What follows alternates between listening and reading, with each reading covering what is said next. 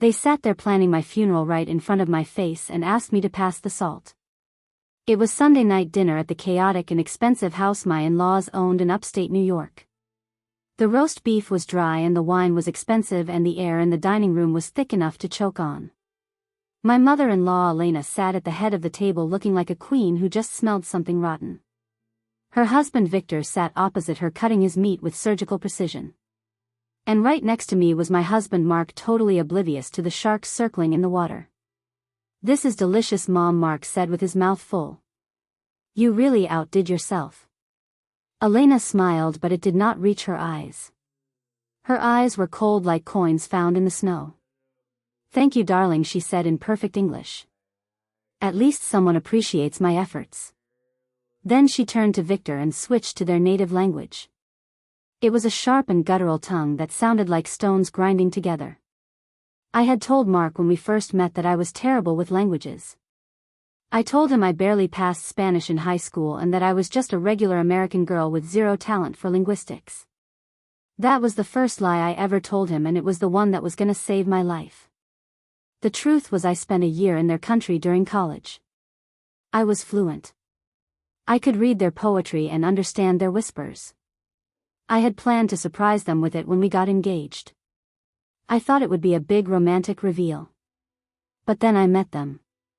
The first time I shook Elena's hand, she looked me up and down like I was a piece of furniture she wanted to return to the store. She turned to Mark and said in her language, "She is too short and looks poor." So I kept my mouth shut. I decided to keep that card up my sleeve. And for 3 years I listened. I listened to them call me stupid. I listened to them make fun of my job as a graphic designer.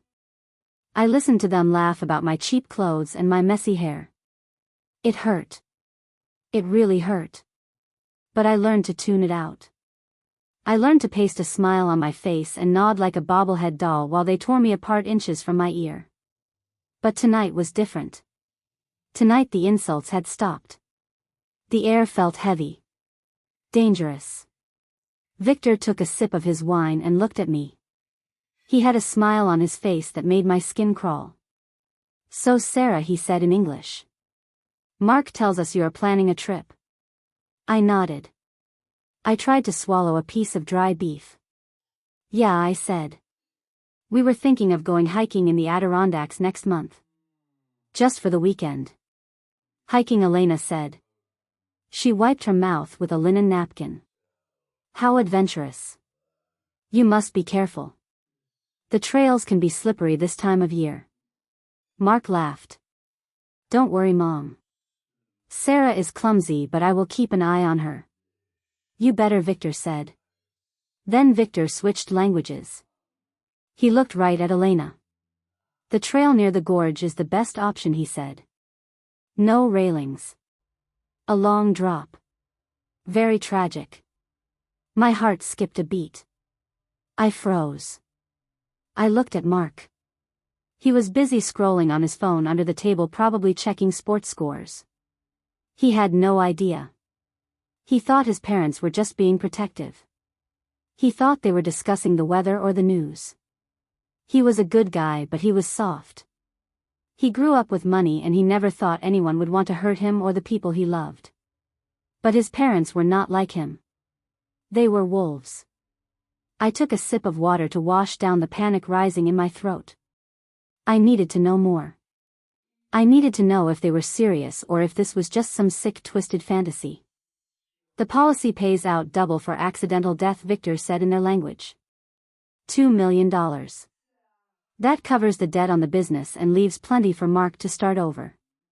With a better wife. A better wife. I felt sick. I felt like I was gonna throw up right there on the antique tablecloth. They were broke. That was the secret. The big house, the fancy cars, the expensive wine, it was all a lie. They were drowning in debt and I was the lifeline. My death was their bailout. I needed to get out of the room. I needed to breathe. "Excuse me," I said in English, pushing my chair back. "I need to use the restroom." "Take your time, dear," Elena said in English. Her voice was sweet like poisoned honey. I walked out of the dining room. My legs felt like jelly. I went into the hallway and leaned against the wall. I could hear my own heart hammering in my ears. It sounded like a drum. I could not leave. If I left now, they would know something was up. We were staying the night. We were hours away from home. I had to play the game. I crept back toward the dining room door. I stayed in the shadows. I pulled my phone out of my pocket. My hands were shaking so bad I almost dropped it. I opened the voice recorder app. I hit the red button. I held the phone close to the crack in the door. They were still talking. When should we do it? Victor asked. Next month is too long, Elena said. The bank is calling every day. We need the money now. Then we do it tonight, Victor said. My blood ran cold. The world tilted on its axis. Tonight. They were not talking about a hiking trip anymore. They were talking about now. How? Elena asked. She did not sound scared. She sounded practical, like she was discussing a grocery list. The stairs, Victor said. The carpet on the top step is loose.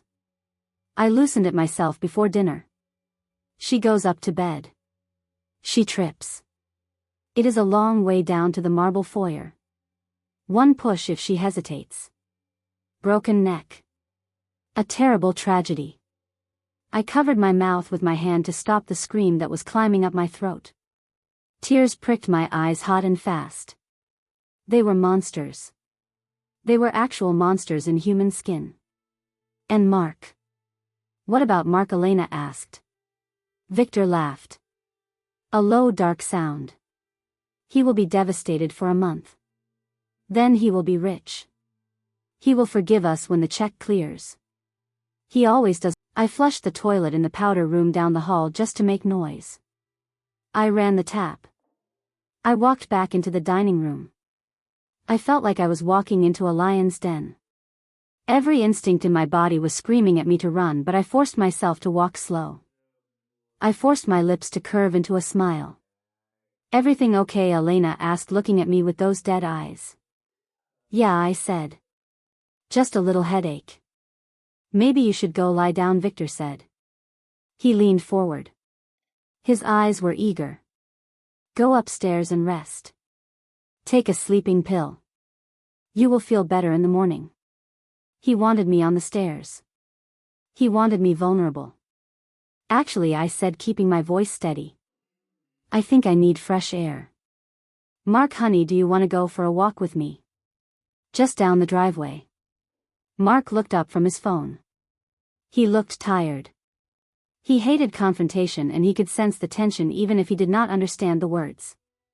Sure, babe, he said. A walk sounds good. No, Elena said sharply. We all looked at her. Her mask slipped for a second. She looked panicked. It is freezing outside, she said, quickly recovering her composure. You will catch a cold. Just go upstairs, Sarah. Bed is the best place for you.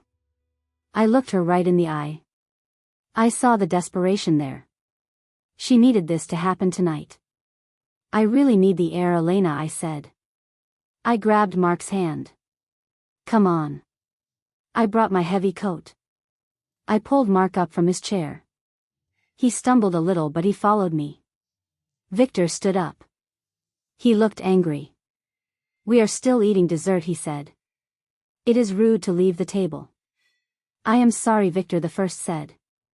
I just feel really nauseous. I think I might throw up. And I would hate to ruin your lovely carpet. I squeezed Mark's hand hard. He looked at me and saw the intensity in my eyes. He thought I was sick. We got to the foyer. I looked at the stairs. The grand curving staircase with the marble floor at the bottom. It looked like a weapon now. I saw the top step. The carpet looked normal, but I knew it was a trap. We put on our coats and walked out the front door. The cold air hit me like a slap in the face. It was winter in New York and the wind was biting. But I felt alive. As soon as the heavy door clicked shut behind us, I started walking fast toward our car. Babe, slow down, Mark said, shivering. It is freezing. Get in the car, Mark, I said. What? Why? We are just walking. Get in the car, I hissed. I unlocked it with the fob in my pocket. I jumped into the driver's seat. Mark got in the passenger side looking confused and annoyed. Sarah, what is going on? He asked. You are acting crazy. Mom and Dad are gonna be pissed if we just leave. I locked the doors. I started the engine. I did not turn on the headlights yet. I did not want them to see us leaving until it was too late. Mark, listen to me, I said. And I need you to listen good. We are not going back in there. Why? He asked. Did Mom say something? I know she can be a witch, but we are staying the night. I had a few glasses of wine. I cannot drive. I am driving, I said. I put the car in reverse. I backed out of the spot. Sarah, stop, Mark yelled. You are overreacting. I slammed on the brakes. I turned to him. I was shaking now. The adrenaline was crashing. Mark, I speak the language, I said. He looked at me like I was speaking alien. What? I speak their language, I said. I have been fluent since college. I understand every single word they say. Mark laughed. It was a nervous, confused laugh. Mark went pale. He knew the language. He grew up with it. He heard his father's voice, calm and cold, planning the murder of his wife. He stared at the phone. He stared at me. No, he whispered. That is a joke. They have a dark sense of humor. $2 million. That covers the debt, asterisk. He will forgive us when the check clears. The recording ended. The silence in the car was louder than the wind outside. Mark looked at the house. The big imposing mansion looming in the dark. He looked like a little boy who just found out Santa Claus was a serial killer. They want to kill me, Mark, I said softly. Tonight. They want me to fall down those stairs so they can pay off their loans with my life insurance. Mark started to cry. He didn't make a sound. Tears just rolled down his face. He shook his head back and forth. I thought they loved us, he whispered. They love money, Mark, I said. And they think they own you. I put the car in drive. I turned on the headlights. The beams cut through the darkness. We are leaving, I said. We are going to the police station. And then we are going home. I saw the front door of the house open. Victor stepped out onto the porch. He looked angry. He waved his arm for us to come back. Mark looked at his father. Then he looked at me. Drive, he said. I floored it. The tires spun on the gravel and then caught. We shot down the driveway, leaving the house and the monsters behind. I watched Victor shrink in the rearview mirror until he was just a speck in the dark. We drove for an hour in silence, because the Mark who was sitting next to me was never going back. And the Sarah they thought was stupid and deaf and invisible was the one who burned their whole kingdom to the ground. I kept driving. The road ahead was dark, but for the first time in 3 years I could finally see everything clearly. You think the hardest part of surviving a murder plot is the getaway, but you are wrong, because the hardest part is watching your husband mourn people who are still breathing. We sat in the fluorescent hell of the county police station for 3 hours. The coffee tasted like battery acid and the chairs were made of hard plastic that numbed my legs. Mark sat next to me staring at a crack in the linoleum floor. He had not spoken a word since we parked the car. He looked like a statue made of grief. A detective finally walked over. His name was Miller. He looked tired and he had a coffee stain on his tie. He looked at us like we were just another domestic dispute on a Tuesday night. Okay, folks, Detective Miller said, sitting down at the metal table. I listened to the tape. It is in a foreign language. I am gonna need a translation. I opened my mouth to speak, but Mark beat me to it. He sat up straight. He wiped the dried tears from his cheeks. His voice was hollow. I will do it, Mark said. Are you sure? Detective Miller asked. We can get a translator on the line. No, Mark said. I want to do it. I want to make sure you get every single word right. Mark pulled the phone toward him. He hit play. The recording started. His father's voice filled the small room. Asterisk the stairs. The carpet on the top step is loose, asterisk. Mark paused the tape. He looked the detective in the eye. He said the carpet on the top step is loose. Mark translated. He said he loosened it himself. The detective started writing in his notebook. His face changed. He was not looking at us like a domestic dispute anymore. He was looking at us like witnesses to a conspiracy. Mark hit play again. Asterisk 1 push if she hesitates. Broken neck, asterisk. Mark's voice cracked when he translated that part. He had to say the words. He had to say out loud that his father wanted to break my neck.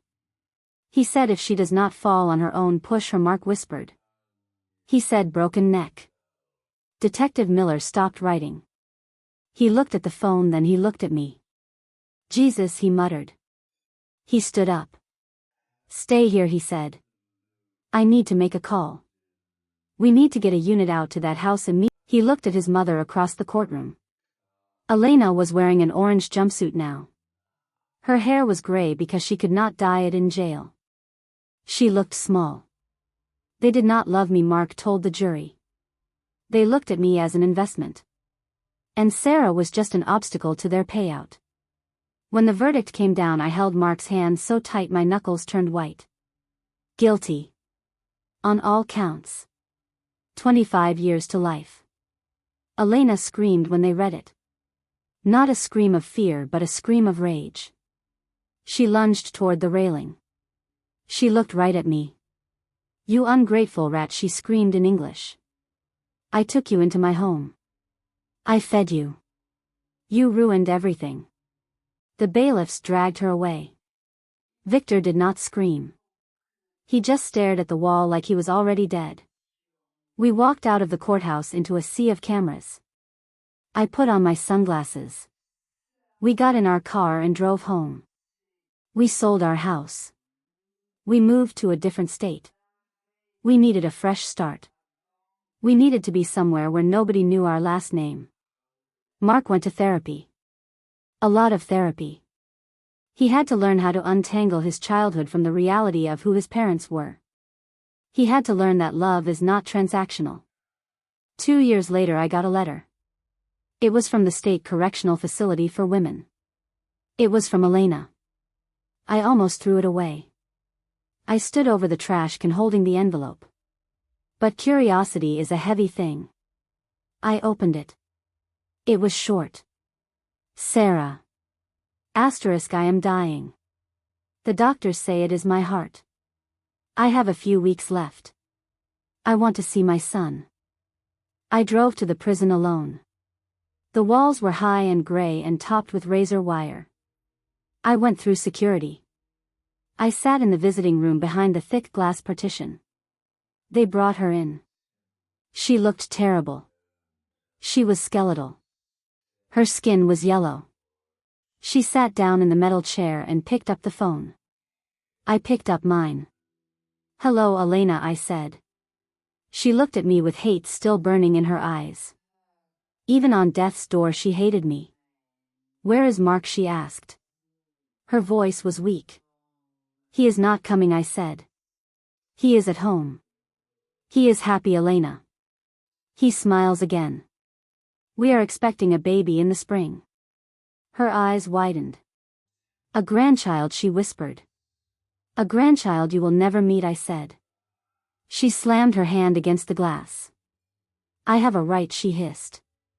I am his mother. You are not a mother, I said. You are a banker. And your investment failed. She glared at me. You think you won, she said in English. You think you are smart. But you are just a listener. You tricked us. You lied. I leaned forward. I looked deep into her eyes. And for the first time I switched to her language. I did not lie, Elena, I said in her native tongue. My accent was perfect. My tone was sharp. I simply listened to what you told me. You told me who you were every single day. You told me I was. Nature takes a course, Elena, I said, quoting the words she had used the night she planned to kill me. Her face went pale. She remembered. Goodbye, Elena, I said. I hung up the phone. She started screaming at the glass. She was banging on it with her frail fists, screaming in her language, cursing me, cursing Mark, cursing the world. I turned my back on her. I walked toward the heavy steel doors. I walked out into the sunlight. The air smelled like rain and asphalt. I got in my car. I put my hand on my stomach. I was going to be a mother. And I promised myself right then and there that my child would never have to wonder if they were loved. My child would never be an investment. I drove home to my husband. The past was behind bars. The future was wide open. And the silence in the car wasn't scary anymore. It was peaceful. You think that once the bad guys are in jail and the credits roll, the movie is over, but life does not work like a movie. The aftermath is quiet and it lasts forever. It has been 7 years since I walked out of that prison. 7 years since I looked Elena in the eye and told her I won. We have a daughter now. Her name is Lily. She is 6 years old and she is loud. She spills juice on the carpet and she draws on the walls with crayons and she laughs with her whole body. She is the complete opposite of that cold, silent dining room where I spent the first 3 years of my marriage. Mark is a good dad. He is patient. But I see the shadow sometimes. I see him looking at Lily when she is being naughty and I see a flash of panic in his eyes. He is terrified of turning into them. He checks himself constantly. He asks me, am I being too hard on her? Am I being too cold? I always tell him no. You are warm, Mark. You are safe. Last Tuesday the phone rang while we were doing dishes. It was the lawyer who handled the estate after the government seized everything to pay off the debts. Mark answered it. I watched his back stiffen. He wiped his wet hands on a towel. Okay, he said. Thank you for telling me. He hung up. He stood there staring at the kitchen sink. What is it? I asked. Victor died, Mark said. Elena had died 4 years ago. Her heart finally gave out just like she said it would. Mark did not go to the funeral. There was no funeral. Just a cremation and a box sent to a storage locker. And now Victor was gone too.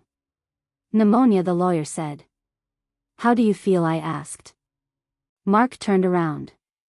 He looked at our daughter who was building a fort out of couch cushions in the living room. I feel relieved, he said. Is that bad? No, I said. It is honest. We sat on the back porch that night drinking cheap beer and watching fireflies. The air was warm. You know, Mark said, taking a sip. I used to think about that language. Their language. I used to dream in it. But now I can barely remember the words. It is fading. He looked sad about it. Not because he missed them, but because it was a part of him. It was his history. And because his parents had weaponized it, he read the line out loud. His voice was rusty, but the accent was still there, buried deep in his throat. The stars do not ask permission to shine, they just burn. He looked at me. That is beautiful, he whispered. It is, I said. We sat there for a long time. Mark read another line. Then another. He reclaimed the sounds. He took the sharp guttural noises that his father used to plan murder and he turned them back into poetry. The next morning I walked into the living room. Mark was sitting on the floor with Lily. He was holding a stuffed bear. Look, Lily, he said. This is a bear. Then he said the word for bear in his language. Lily laughed. It sounds funny, she said. Mark smiled. It was a real smile. A free smile. Yeah, he said. It does. Can you say it? Lily tried to say it. She butchered the pronunciation. It sounded ridiculous. Mark laughed and hugged her. Good try, kiddo, he said. I leaned against the doorway and watched them. His parents were gone. The money was gone. The mansion was gone. But we were here. We took the only thing that mattered from the wreckage. We took the words. And we were going to use them to tell a new story.